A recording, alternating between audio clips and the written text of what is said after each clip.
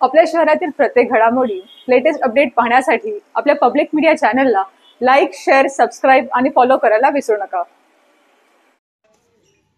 उल्हासनगरमध्ये सशस्त्र टोळीकडून अनेक वाहनांची तोडफोड करण्यात आल्याची घटना घडली आहे। उल्हासनगरच्या कॅम्प नंबर 5 भागातील तानाजीनगर परिसरात मध्यरात्रीच्या सुमारास हा सगळा प्रकार घडला।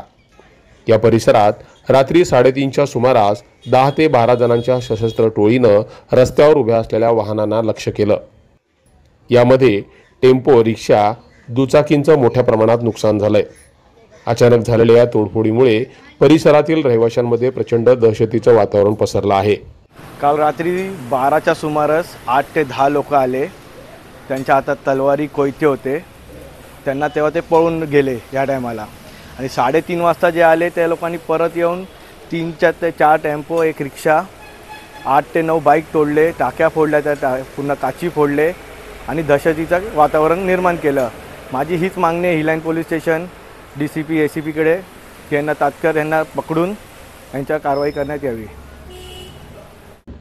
स्थानिकांनी याची माहिती पोलिसांना दिली। यानंतर हिललाईन पोलिसांनी घटनास्थळी येऊन पंचनामा केला असून या प्रकरणी गुन्हा दाखल केला आहे। परिसरातील CCTVच्या मदतीने पोलीस या टोळक्यांचा शोध घेत आहे। मात्र दसऱ्याच्या पूर्वसंध्येला अशा प्रकारे दहशत माजवण्याचा प्रयत्न झाल्यानं नागरिकांमध्ये प्रचंड घबराट पसरली आहे। Public media bureau report.